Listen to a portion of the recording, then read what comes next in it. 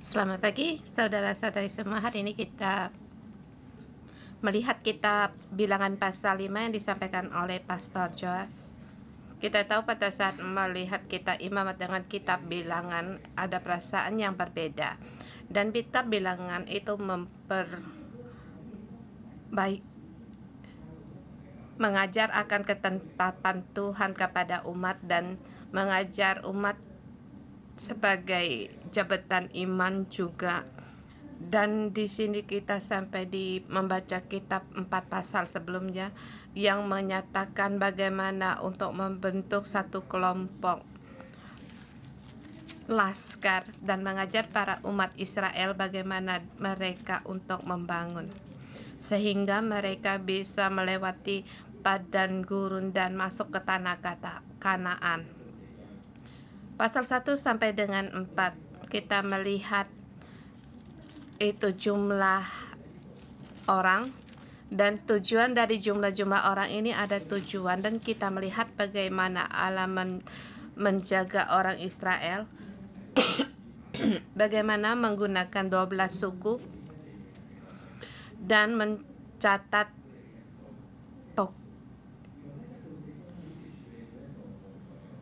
jumlah mereka dan tokoh-tokoh mereka. Umat Israel akan masuk tanah perjanjian di luar keadaan lingkungan bagaimana mereka menjadikan diri mereka sendiri dan masing-masing punya tanggung jawab sendiri dan tokoh mereka sendiri. Di pasal kelima kembali di sini dari firman Allah. Daripada kemarin dikatakan di luar lingkungan,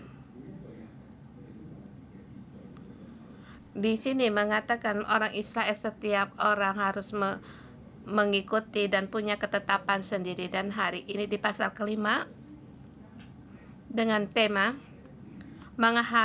firman menghargai hubungan, membangun adab kasih dan percaya. Dari awal Allah telah berfirman kepada Musa, pasal 5 ayat 1 kembali di sini Tuhan berfirman kepada Musa dan dikatakan, perintahkanlah kepada orang Israel supaya semua orang yang sakit kusta, semua orang yang mengeluarkan lelehan, dan semua orang yang najis oleh mayat disuruh meninggalkan tempat perkemahan.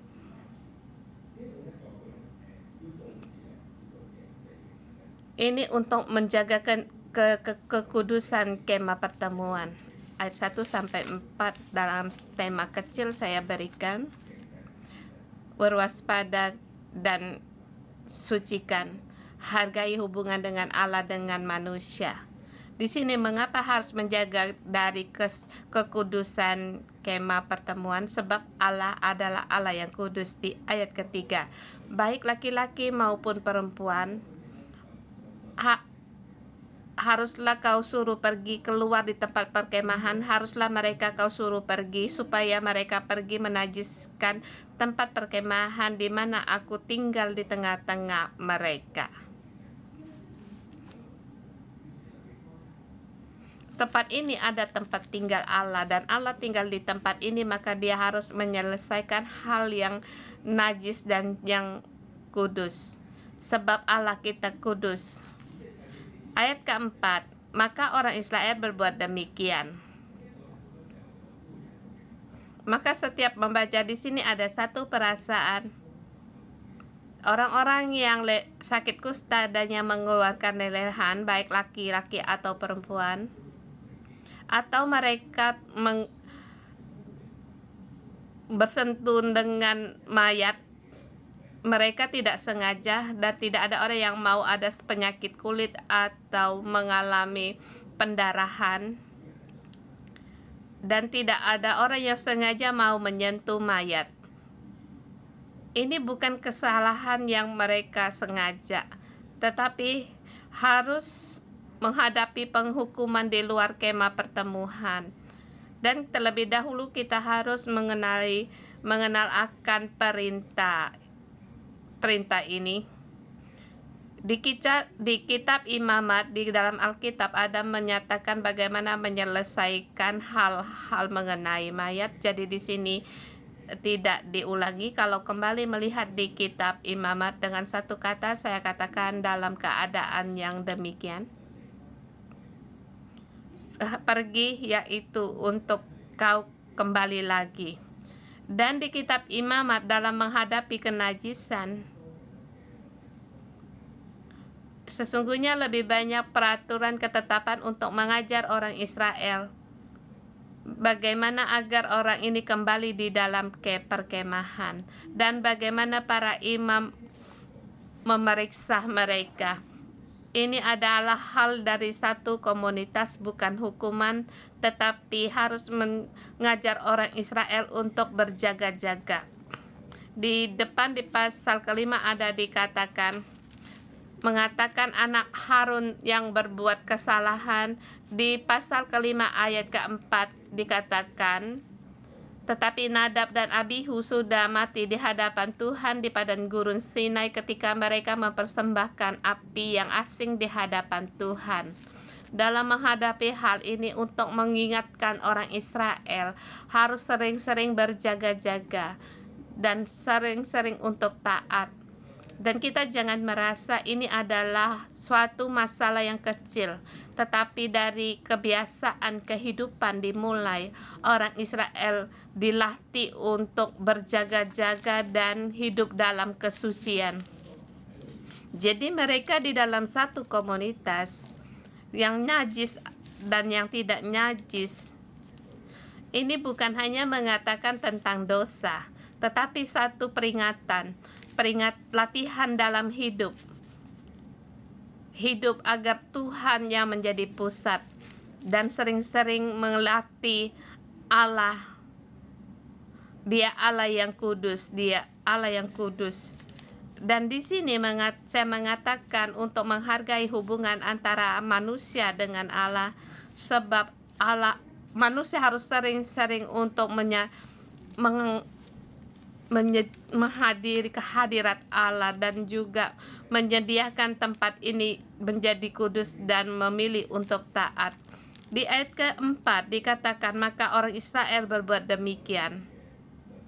Pada saat saya membaca di sini, saya merasa tuh bayangan sesungguhnya bagi orang yang sakit, seperti Musa pada saat mendengar firman Allah. Kamu pikirkan kalau seorang yang berpenyakit kulit, sungguh dia di dalam satu kemah, dalam perkumpulan bersama, tetapi pada waktu firman ini dikeluarkan, maka orang Israel berbuat demikian. Seketika ada sekelompok orang harus keluar dari tempat perkemahan orang Israel. Kepergian mereka ini satu yang sangat menderita, dan pada masa itu ada sebagian penyakit tidak ada tabib yang tidak bisa disembuhkan.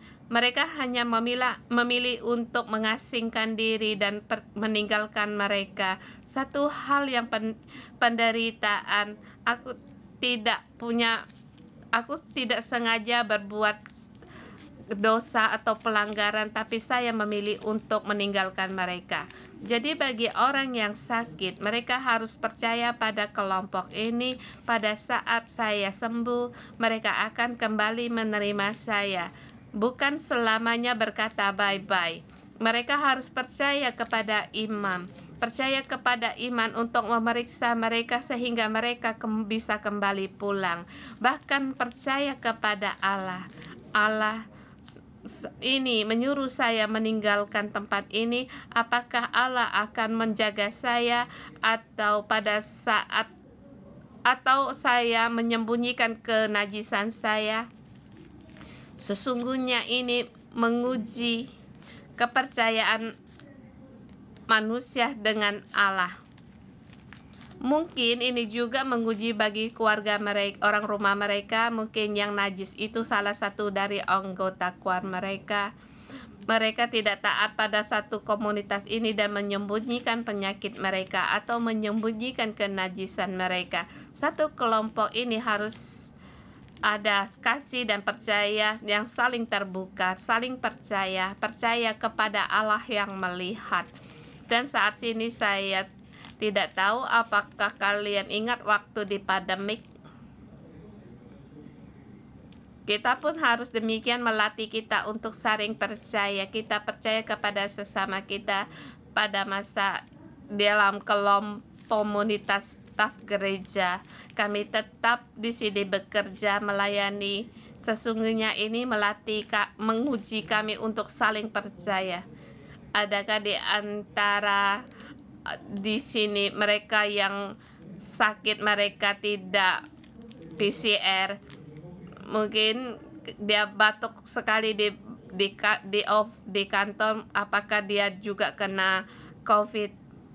Di sini adalah satu pengujian. Demi untuk komunitas ini, kami memilih untuk menjadikan tes PCR dan juga saling jaga jarak. Dan bagi staf gereja yang sakit, mungkin juga di antara gereja ada yang egois. Mungkin ada orang yang curiga kepada saya di sini malas atau terlalu lama saya tidak melayani, apakah mereka akan lupa pada saya? Tapi saya bersyukur kami di sini ada kegiatan Togo, satu yang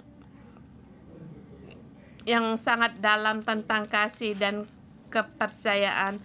Dan kami juga pergi ke rumah keluarga yang pandemik. Mereka tidak bisa datang di tengah-tengah komunitas kami, tetapi kami ada jarak dengan yang aman agar sayur-sayur digantung di depan pintu mereka. Dan juga saya juga pernah menerima obat-obatan dan bahan sup.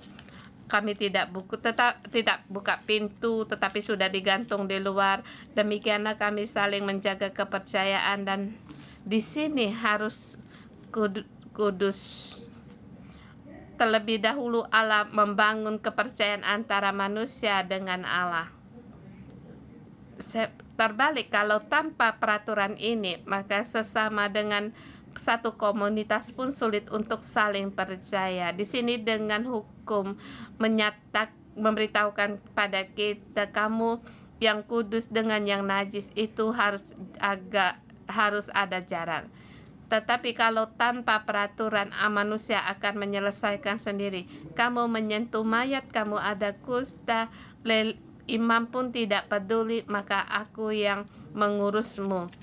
Saya percaya akan banyak kekerasan akan terjadi, dan komunitas ini akan menjaga kasih dan percaya itu lebih sulit lagi.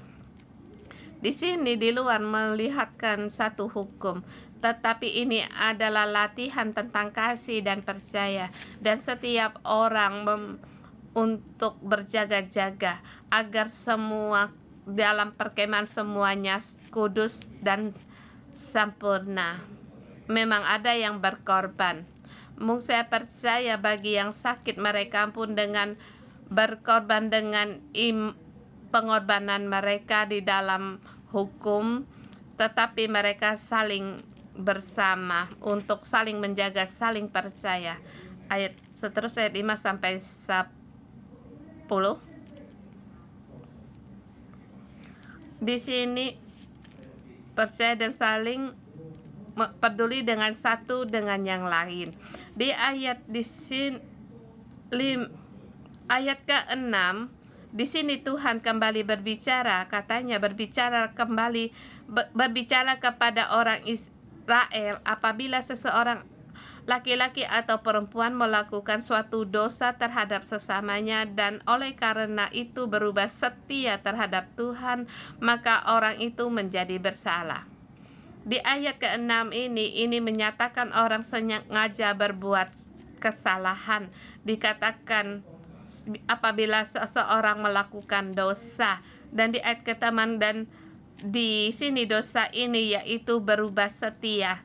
Dan kamu tahu bahwa Tuhan tidak berkenan, tetapi kamu sembunyi-sembunyi melakukan dosa ini. Dan bagaimana menyelesaikannya? yaitu harus mengaku dosa dan membayar tebusan. Di sini saya katakan menghargai hubungan dengan sesama, sebab kamu bayangkan saat itu saling menyalahkan, pasti hubungan pasti itu tidak baik. Seperti kalau saya mengambil orang lain, yang bagi orang yang diambil uangnya pasti bersusah hati dan merasa mengapa kamu merampas milik saya, pasti akan marah dan hubungan akan rusak. Dan pada saat perkara ini terbuka, apakah itu tidak diselesaikan? Bukan. Apakah hanya dengan membayar tebusan, saya mengambil kamu $5, saya membayar kamu kembali $5 lagi? Bukan, tetapi demi hubungan.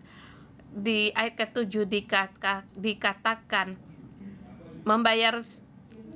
kemudian membayar tebusan sepenuhnya dengan menambah 1/5 dan kembali membina hubungan. Di sini kita ada 4 step dalam membangun hubungan. Harus saling mengerti, mengaku dosa, dan memahami atas perasaan orang yang dicuri uangnya, merasakan terhadap orang yang tidak adil, dan harus sungguh-sungguh di hadapan manusia dan Allah untuk mengakui dosa dan bertobat.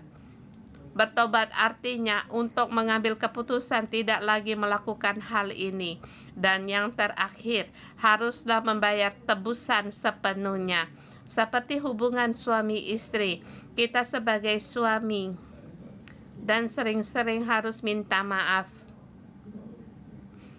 Sebab kita banyak kelemahan hidup. Tetapi dalam minta maaf sampai pada langkah seperti suami istri akan berkata kepada saya telah mendengar kamu berulang kali. Kamu mengatakan kamu mengerti, kamu telah mengaku salah, minta maaf, tetapi di dalam saya tidak gembira.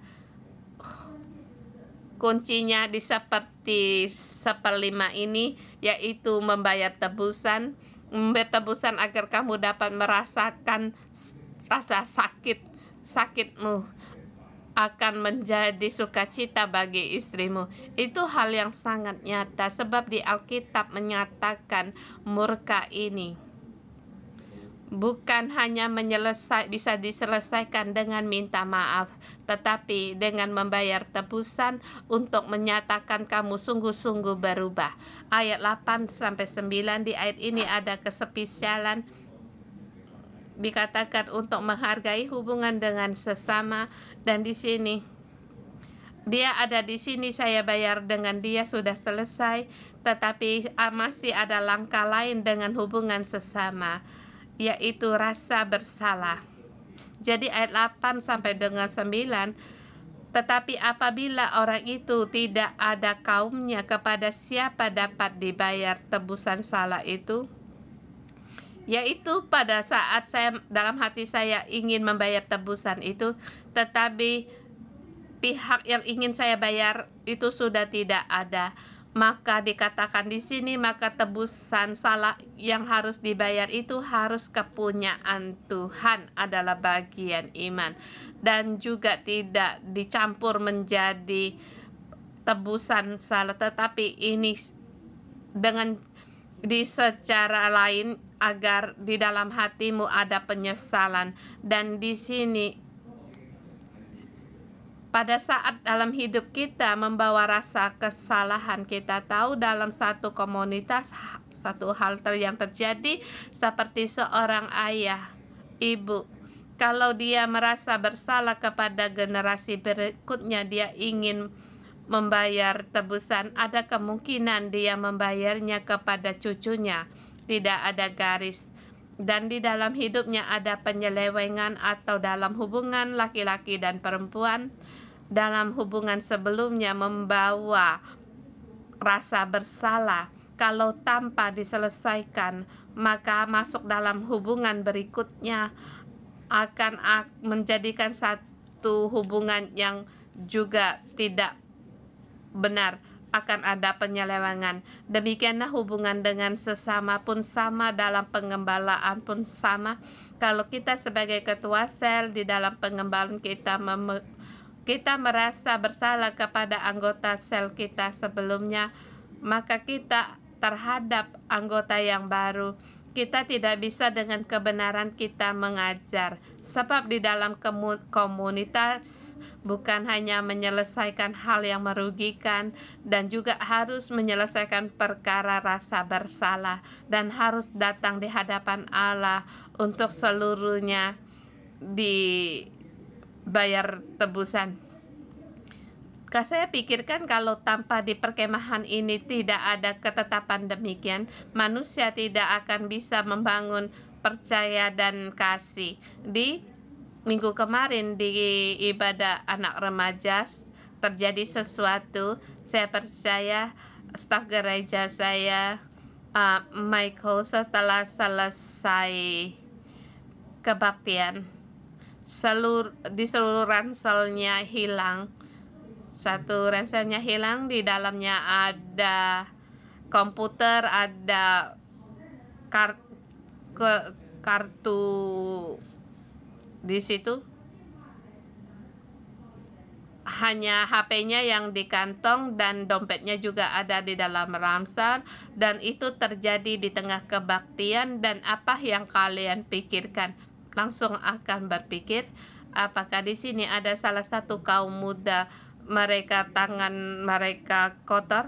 Mengapa bisa terjadi demikian? Mungkin ini ada orang luar yang terjadi, tetapi di dalam kebaktian ini tidak ada orang luar yang datang. Jadi kami percaya kepada saudara-saudari, dan mungkin di situ ada kecurigaan, mungkin ada orang teman baru, orang yang baru percaya Tuhan, dan di situ kami langsung, ini terjadi di dalam kelompok saya, dan kami langsung melihat CCTV. Saya melihat ada satu ketua sel yang mengambil ransel itu dan tidak kembali lagi. Dan apa yang terjadi? Kembali kami meneliti CCTV itu.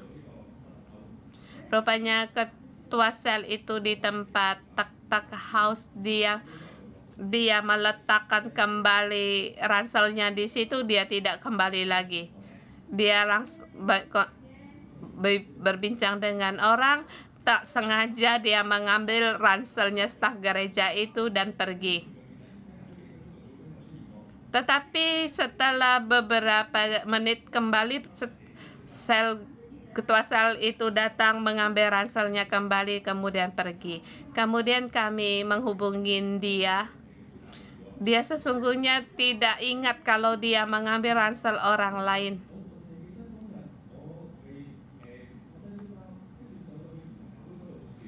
Dia bilang, kami hanya ingat waktu itu kami meletakkan ransel, kemudian di kebaktian anak-anak melayani. Kemudian dia baru tahu dia kehilangan ranselnya. Rupanya dia sebab dia mengambil ransel salah orang, jadi dia tidak menemukan kembali. Dia kembali di tempat orang remaja mengambil ranselnya, dan kami kembali menemukan ransel staf gereja di kebaktian anak-anak. Dan ini sangat berarti bagi kami, sebab sesama akan saling curiga. Mungkin kamu mendengar ini satu hal yang lucu, tetapi pada saat itu di dalam terjadi di tengah-tengahmu, di dalam satu komunitas saling percaya itu langsung hilang. Dan setiap kebaktian kamu akan melihat orang-orang baru, anak-anak muda, dan akan mulai saling ada curiga. Jadi di dalam satu komunitas kita harus ada saling melindungi, dan sesungguhnya di sini menyatakan akan hal keuangan, sebab curiga akan mudah masuk dalam komunitas dan harus kita selesaikan. Kemudian di bagian ketiga juga menyelesaikan hal yang mencurigakan atau kecemburuan. 11 sampai dengan 31. Di sini tentang kecurigaan tentang suami istri. Tadi sebelumnya mengatakan itu penebusan kesalahan perorangan, ini kembali tentang suami istri mengenai perkara kecemburuan, dan di sini dikatakan seorang suami curiga kepada istrinya berbuat zina kepada orang lain, ayat 1 sampai dengan 15. Di sini ayat 14 dikatakan, dan apabila kemudian roh cemburu menguasai suami itu sehingga ia menjadi cemburu terhadap istrinya, dan perempuan itu memang telah mencemarkan diri, atau apabila roh cemburu menguasai suami itu sehingga ia menjadi cemburu terhadap istrinya walaupun perempuan itu tidak mencemari istrinya. Ini mengenai kecemburuan seorang suami di sini, tetapi belum ada kesimpulan adakah istrinya ini dia mencemarkan diri atau tidak. Hal ini bila roh kecemburuan ada pada suaminya, maka perkara ini harus diselesaikan.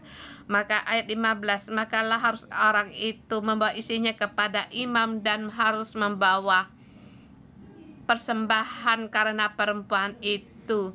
Tetapi ini dipertegaskan, tidak dituangkan minyak dan tidak dibubuhi dengan kemenyan. Ini sebab di kitab imamat, minyak dan kemenyan ini adalah untuk persembahan bersyukur. Sebab di sini dia datang bukan dengan bersyukur. Jadi dia di situ mereka membawa 10 tepung eva dan tidak dituangi dengan minyak dan kemenyan.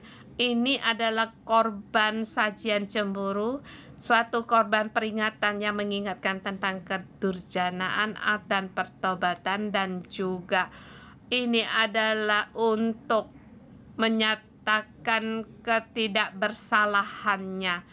Dengan singkat dikatakan untuk menyelesaikan rasa curiga atau cemburu. Dan ini cemburu ini adalah pekerjaan dari musuh, dari iblis. Dalam satu komunitas pun akan menjadikan kamu akan curiga terhadap kelakuannya yang tidak mengenakan. Dan di sini pada saat curiga ini harus diselesaikan di hadapan Allah, dan terlebih lagi hubungan suami istri. Pada pengembalaan saya menyelesaikan hubungan antara suami istri, seringkali mereka merasakan mereka selalu punya rasa kalau tidak ada apa-apa, jangan melibatkan ketua sel, kita selesaikan sendiri. Tetapi pada saat hal yang sangat serius, mereka tidak bisa menyelesaikan. Maka di ayat 15 dikatakan, maka harus dibawa kepada imam. Pada saat ada pemimpin yang menyelesaikan, kita bisa menemukan mengapa kemah suami istri hubungan mereka dapat diselesaikan. Dalam kebaktian minggu kita pun mendengar satu kesaksian yang indah. Ya, pada saat kecemburuan tentang suami istri di sini memang harus dibawa di hadapan imam. Kemudian dikatakan bagaimana menyelesaikan, bagaimana membawa melakukan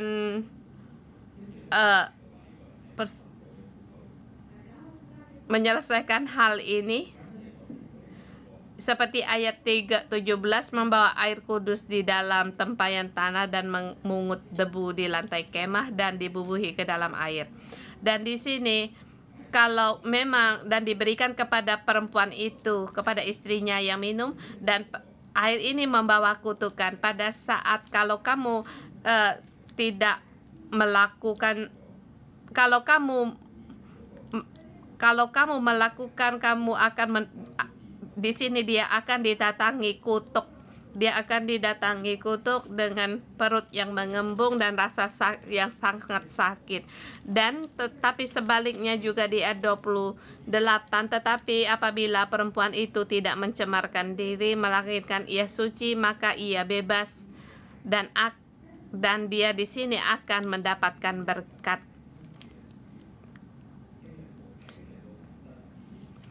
Umat Israel mereka dengan sendiri mengalami dengan Allah. Jadi di sini tidak merakan satu keagamaan. Jadi di latar belakang semuanya ini apa? Yaitu mereka percaya kepada Tuhan yang adil dan akan turun tangan, dan percaya Allah Tuhan tahu akan kejahatan dan semua hak kejahatan diserahkan kepada Tuhan.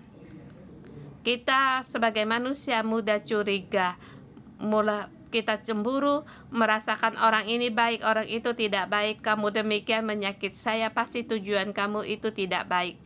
Tetapi kita harus memilih untuk jangan membedakan mana yang baik dan yang jahat. Serahkan kepada pemimpin kita, demikian juga kepada Allah. Pada saat mana yang jahat dan baik yang saling menghakimi ini, taat di dalam sebagai istri yang taat, suami yang mau berkorban, saling mengasihi, sampai akhir dia 29 sampai dengan 31, harus berdiri di hadapan Tuhan. Pada selesai menyelesaikan perkara ini, mereka harus menghadap kepada Tuhan. Kalau memang perempuan itu memang melakukan, dia harus menanggung akibatnya. Dan yang paling penting yaitu menghadap di hadapan Tuhan. Di sini apa pengajar bagi kita yaitu untuk melaksanakan saling mengasihi, saling menghargai hubungan suami istri. Tuhan mengajar umat Israel untuk saling mengasihi dan percaya untuk masuk dalam tanah perjanjian. Kita pun harus berbuat demikian. Mari kita bersama menyembah Tuhan Allah kita. Haleluya. Haleluya.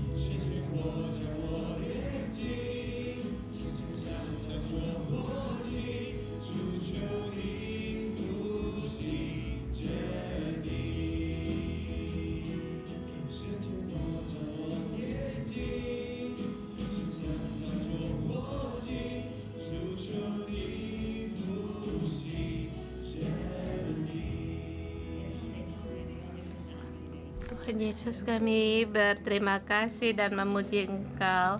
Tuhan, kami menyatakan nama Engkau sebagai persembahan hidup. Kami persembahkan bagi Engkau, Tuhan, karena kasih-Mu kami setiap hari datang di bait-Mu untuk menyalakan lampu-Mu. Tuhan, kami menyatakan Engkau Allah yang adil, Allah yang kudus. Saudara semua, mari kita memuji Tuhan Allah kita. Kita mengangkat tangan kita nyatakan Allah kita adalah Allah yang kudus, Allah yang adil. Dia layak untuk mendapatkan segala pujian. Tuhan Yesus, kami bersyukur dan memuji Engkau Tuhan yang adil dan kudus. Tuhan, kami meninggikan nama Engkau dan kami nyatakan setiap kami membawa dengan kekudusan untuk menyembah Engkau. Tuhan, kami nyatakan Engkau Allah yang kudus dan adil. Tuhan, dengan kekudusan kami menyembah dan memuji Engkau. Sebab Engkau setiap hari rela untuk ada di tengah-tengah kami, ada di bait suci-Mu. Tuhan, sesungguhnya di dalam kami banyak sekali celah, banyak sekali najis, dan hari ini Engkau memberitahukan kepada kami di dalam kemah-Mu kami harus suci. Saudara semua, mari kita bersama berdoa untuk diri kita sendiri, baik untuk pikiran dan kelakuan kita. Banyak hal-hal yang menajiskan kita. Bersama kita berdoa, kita minta pengaku dosa, mohon pengampunan dari Tuhan.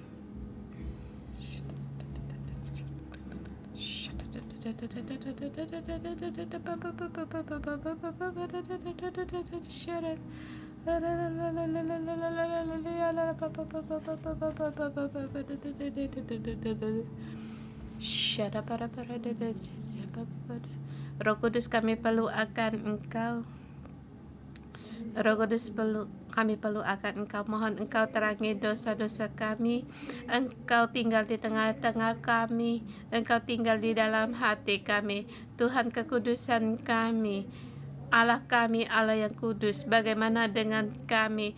Tuhan Yesus, adakah kami memberikan kenyamanan kepada Engkau? Tuhan, mohon Engkau untuk menerangi kami setiap orang, hati dan pikiran kami bagaimana, dan apa yang kami inginkan dan kami pikirkan, apakah itu hal-hal dunia atau kenyamanan sendiri, keamanan sendiri, atau kerajaan-Mu dan kehendak-Mu. Tuhan, untuk mendengar, agar bisa mendengar.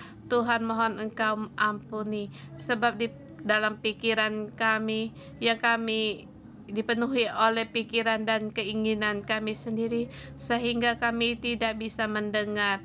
Kami tidak bisa mendengar firman-Mu berulang kali. Bahkan pendamping kami mengatakan kepada kami, tetapi di dalam hati kami melawan, kami keras kepala. Tuhan, ampunilah kami. Dan di dalam dosa kami, bukan hanya dosa kami, tetapi dosa ini juga merambat kepada komunitas ini. Tuhan, mohon Engkau kuduskan kami, mata kami, apa yang kami pandang, waktu kami pakai di mana. Tuhan, kami banyak waktu untuk diri kami sendiri. Apa yang ingin kami lakukan, kami lakukan. Tuhan ampunilah kami. Tuhan, kami mohon Engkau berbelas kasihan kepada kami.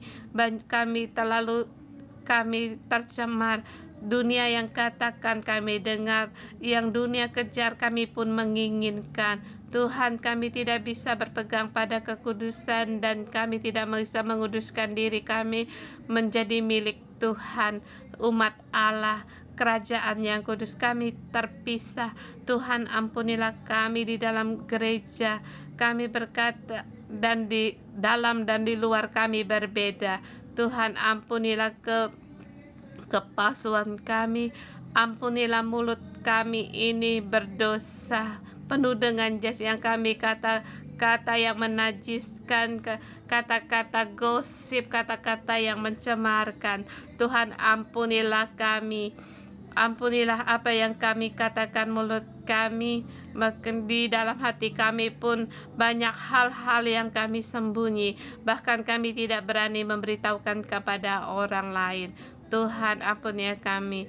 Tuhan, berilah kepada kami kembali terhadap Engkau, terhadap pemimpin, terhadap sesama untuk saling percaya.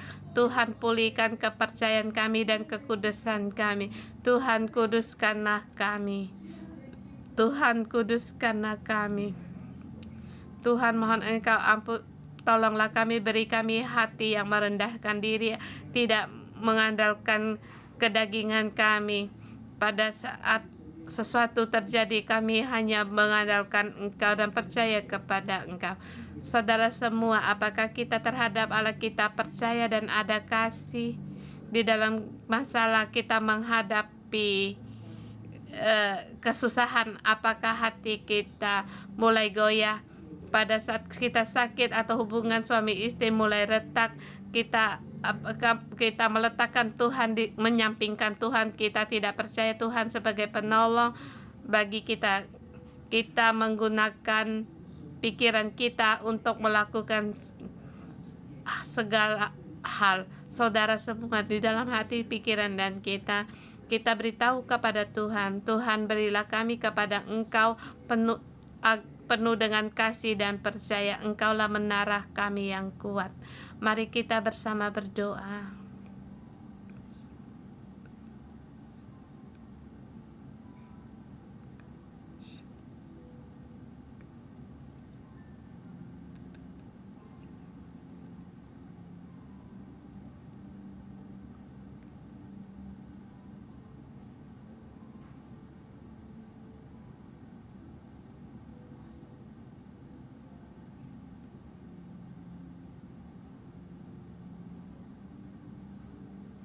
Tuhan Yesus terkasih, mohon Engkau menolong kami.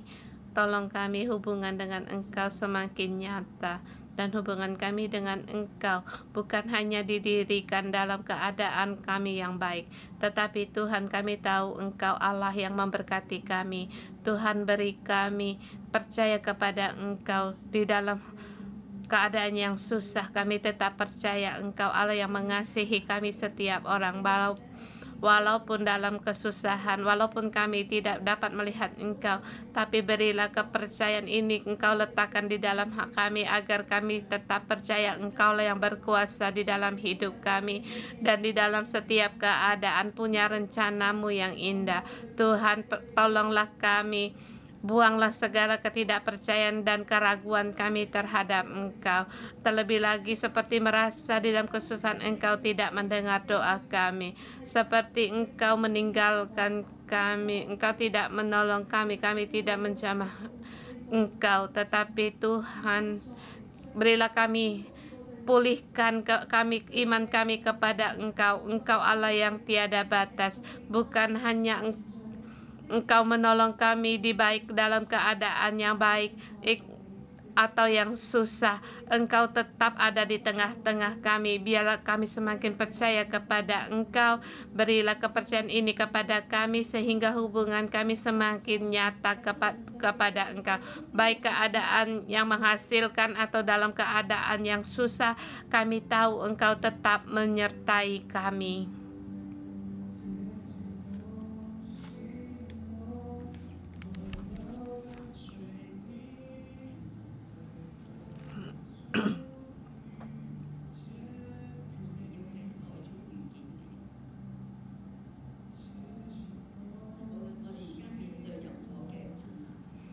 Tuhan, kami dalam menghadapi segala kesusahan kami berkata kami mau mengikuti Engkau. Banyak ini hal yang tidak mudah. Banyak hal yang tidak mudah dan saling di sini sangat berlawanan Tuhan. Kepercayaan kami kepada Engkau pun dalam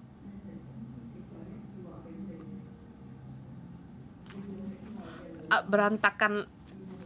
Tapi Tuhan, Engkau hari ini memberitahu kepada kami di dalam Engkau kasih dan percaya dalam segala hal. Tuhan, berilah kami merasakan kasih-Mu dan berpegang kepada kasih-Mu. Tuhan, ini banyak keraguan kami dan kami tak percaya. Tuhan, kami perlu anugerah-Mu. Roh Kudus, mohon Engkau saat ini Engkau curahkan kasih-Mu di dalam kami.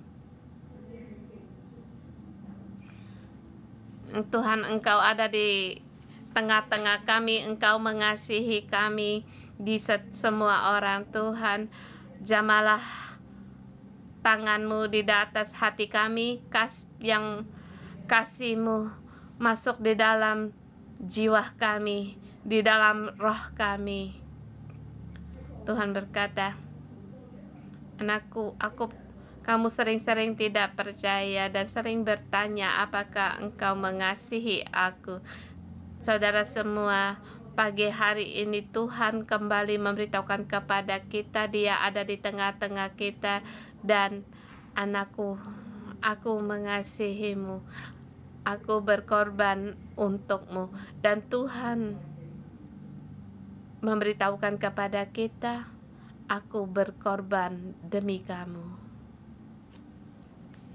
Tuhan, kasih-Mu lebih banyak lagi masuk di dalam roh kami, darah-Mu masuk di dalam roh kami, jiwa kami, menyucikan kami, baik dosa-dosa kami atau rasa bersalah kami atau hal-hal yang kami merasa tidak diselesaikan yang selalu membuat perkara di dalam hidup kami. Ingin sukacita tetapi tidak bisa. Tuhan Yesus, darah-Mu menyutikan, hapuskan segala kuasa iblis yang mencuri di dalam hidup kami, segala beban, tekanan, ikatan. Tuhan, di dalam kasih-Mu kami ingin bertemu dengan Engkau. Kuasa kasih-Mu sangat berkuasa dan kasih-Mu bisa mengusir semua keraguan kami. Terimalah, Tuhan berkata, terimalah anakku. Terimalah kasih yang tanpa syarat ini. Kasih yang menyembuhkan, kasih yang indah. Yesus berkata, aku menghargai hubungan antara kamu dan aku. Bukan apa yang ingin kamu lakukan terhadapku, tetapi aku menghargai hubungan antara kamu dan aku. Melekatlah pada hatiku. Melekatlah pada hatiku. Kemudian Yesus meletakkan tangan kita di atas hatinya dan tangan Yesus meletakkan tangannya di atas hati kita.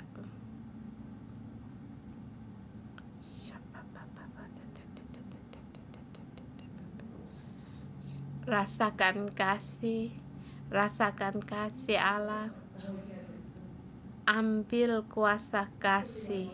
Tuhan Yesus, Engkau mengusir segala ketakutan kami, semua keraguan kami, semua ketakutan kami, semua kegelisahan kami, kekhawatiran kami. Tuhan, di dalam kasih dan hadirat-Mu, semuanya ini bisa dihapuskan, dibuang, sirna dalam kehidupan kami. Tuhan, kami percaya kepada Engkau. Tuhan Yesus, kami percaya kepada Engkau. Saat ini kamu berdoa pada Tuhan, beritahu kepada Yesus, dalam keadaan apapun, aku memilih percaya kepada Tuhan Yesus.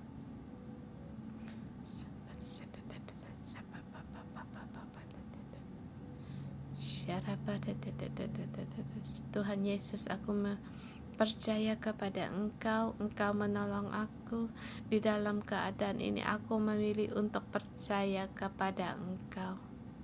Aku memilih untuk percaya kepada Engkau.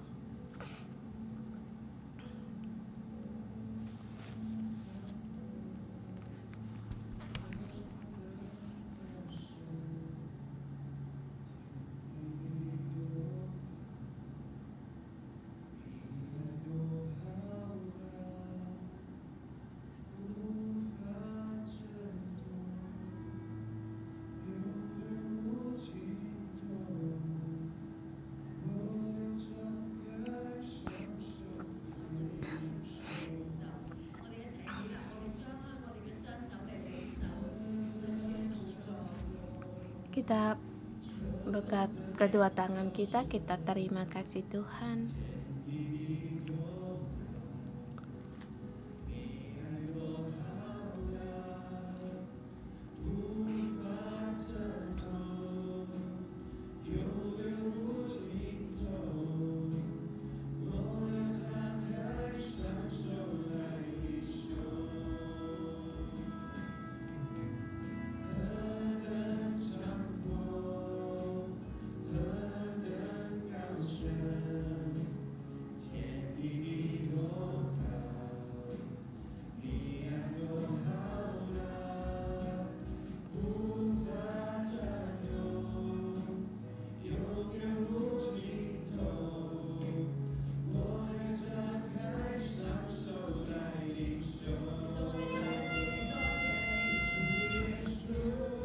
Tuhan Yesus, terima kasih.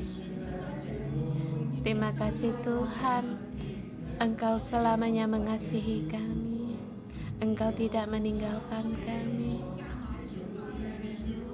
Tuhan, karena kasih-Mu Engkau menebus kami.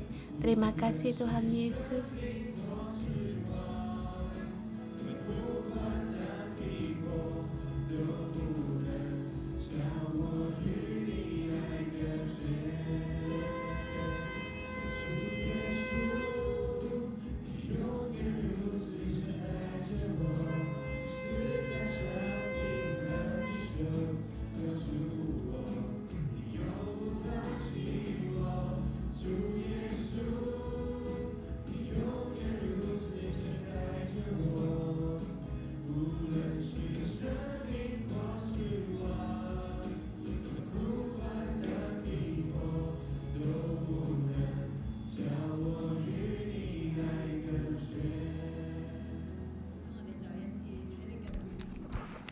Kita kembali di hadapan Tuhan, kita bersyukur baik dalam penindasan atau kesusahan tidak akan memisahkan kita terhadap kasih Yesus. Terima kasih Tuhan, Engkau Allah yang menghargai hubungan dan bukan hanya menghargai hubungan kami dengan Engkau, tetapi juga kepada semua anak-anak-Mu di bumi ini, menghargai hubungan dengan Engkau. Saudara semua, kalau kamu merasa ada merugikan orang lain, merasa bersalah, seperti tidak bisa untuk ditebus kembali, tapi hari ini Tuhan memberitahukan kepadamu semua ini bisa dibayar kembali. Kalau kamu punya rasa bersalah saat ini, hubungan kamu dengan orang itu, kamu berdoa dan serahkan kepada Tuhan. Kalau di dalammu ada ragu, mungkin kamu merasa mungkin dia demikian terhadap saya, dia mendidik atau dengan diam-diam memisahkan kamu dengan itu yang tidak bisa diselesaikan, tidak tahu bagaimana selesaikan. Hari ini ada jalan keluar di ayat di dalam pesan kita hari ini. Tuhan menyuruh kita untuk menjelaskan segala keraguan. Jangan ada yang cemburu, jangan ada kepahitan dalam hati kita. Saya ingin agar kita bebas. Kalau di dalammu juga ada dalam kecemburuan, kamu pun harus bawa dalam doa. Suatu hari kamu bawa dalam doa, kamu bisa minta bantuan dari ketua sel atau pemimpin-pemimpinmu untuk menolong kamu. Dan semua rasa bersalah kepahitan atau merasa sakit atau merasa jarak jauh dengan seseorang atau merasa merugikan orang lain, kamu berdoa, kamu serahkan orang itu pada Tuhan, dan hubungan ini kamu serahkan kepada Tuhan, sebab Allah sangat menghargai hubungan. Baik itu hubungan suami istri, kamu bawa dalam doa. Hubungan dengan teman-temanmu, hubungan dengan ketua sel, anggota sel. Tuhan, Engkau mendengar segala dosa kami. Tuhan, kami di bumi ini banyak hal seperti yang tidak bisa diselesaikan. Semua adalah kerabat kami, keluarga kami di dalam Tuhan. Tuhan, hari ini hubungan ini kami serahkan di dalam tangan-Mu, dan kami direkomendasikan hubungan ini bisa dipulihkan, dan beri kami iman kepada kami dengan berani, agar kami dengan waktu-Mu dan kehendak-Mu dan cara-Mu kami nyatakan semua hubungan ini semuanya dipulihkan. Tuhan, kami berterima kasih dan memuji Engkau. Berikanlah kami kesatuan hati.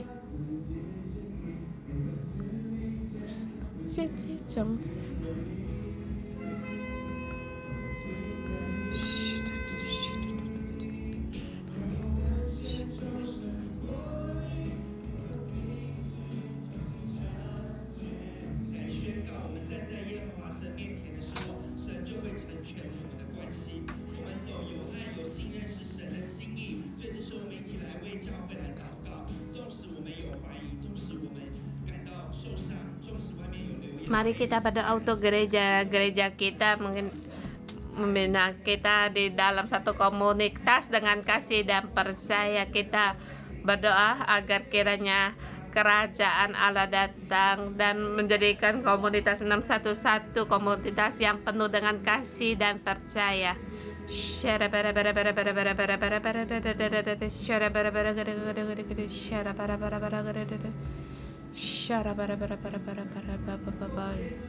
Aku dalam nama Tuhan Yesus deklarasikan kehendak Allah.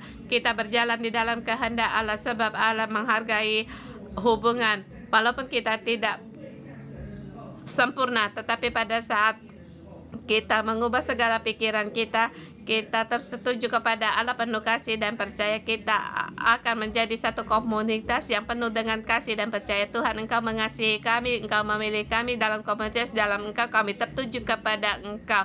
Semua kehendak-Mu Tuhan, pada saat kami datang di hadapan Tuhan Allah, Engkau menjaga hubungan kami, menjaga hubungan kami dalam nama Tuhan Yesus. Kita terima Tuhan. Kita terima berkat dalam nama Tuhan Yesus, memberkati saudara-saudari semua dan termasuk saya sendiri, agar kita menjadi satu komunitas yang penuh kasih dan percaya. Kita menjadi prajurit yang penuh kuasa, dan 611 menjadi berkat di bumi ini, dan semua pekerjaan yang dilakukan saudara-saudari dan memberkati hubungan antar sesama kita semua dalam penjagaan Tuhan, menjaga setiap langkah kaki kita, mendengar doa kita dalam nama Tuhan Yesus Kristus. Tuhan memberkati kita. Renungan pagi sampai di sini.